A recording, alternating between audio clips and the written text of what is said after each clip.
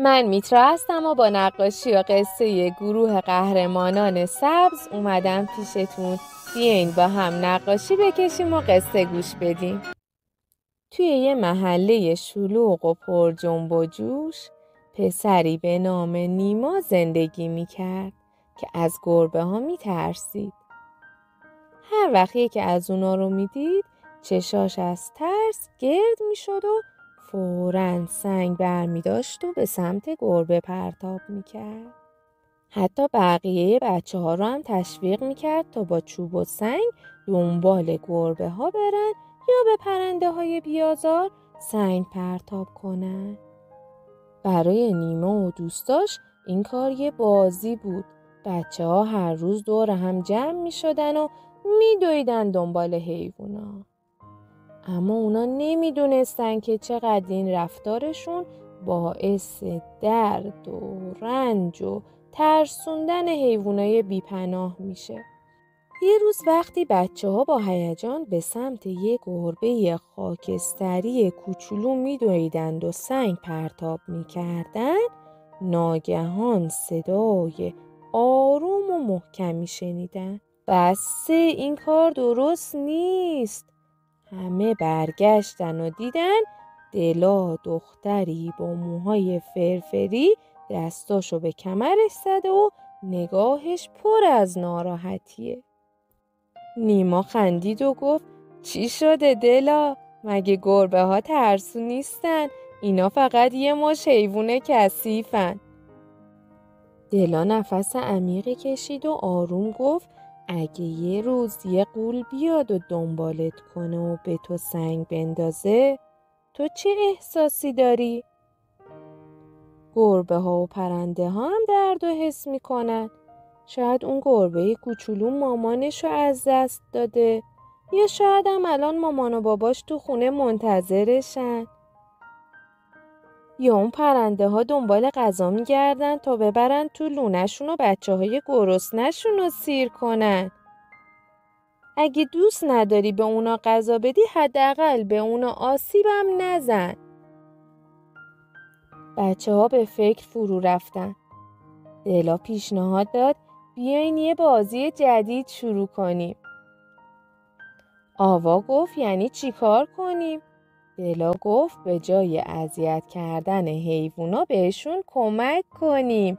از امروز ما قهرمانان سبز میشیم. بازی مهربونی شروع شد. هر کدوم از بچه ها ایده های قشنگی داشتن. دلا که همیشه با چوبای بستنی بازی میکرد گفت من میتونم با چوبای بستنی که جمع کردم لونه کوچیک برای پرنده ها درست کنم و با طناب لونه را از درخت آویزون کنم. اون با دقت چند تا چوب بستنی رو به هم چسبوند و یه لونه کوچیک ساخت. وقتی اون رو روی درخت گذاشت، پرنده ها کم کم اومدن و داخلش رو بررسی کردن. آوا که به کاردستی علاقه داشت گفت من میتونم با بطریای یه بار مصرف ظرف غذا و آب برای گربه ها و پرنده ها درست کنم. اون یه بطری رو از وسط برید و پر از آب و دونه کرد. گربه ها و پرنده ها خیلی زود فهمیدن که این ظرف مال اوناست و دورش جمع شدن.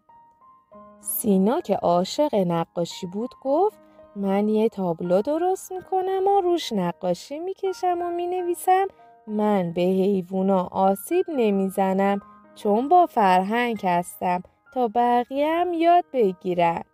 نیما هم که حالا دیگه ترسش از گربه ها ریخته بود گفت من هر روز میام و براشون غذا میذارم. اون یه ظرف کوچیک از خونه آورد و تیکه های غذا برای گربه ها گذاشت.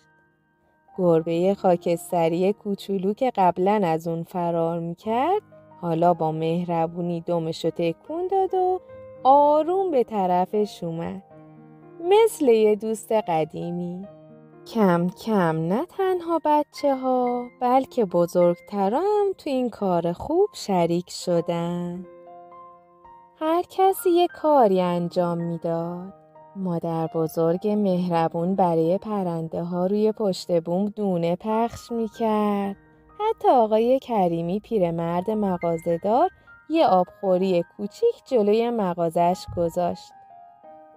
حالا دیگه همه مردم محله صبح با صدای آواز پرنده ها بیدار می شدن و زهرا گربه ها با آرامش زیر نور خورشید می خوابیدن و شعار بچه ها شد: من به حیوونا آسیب نمی زنم چون با فرهنگ هستم.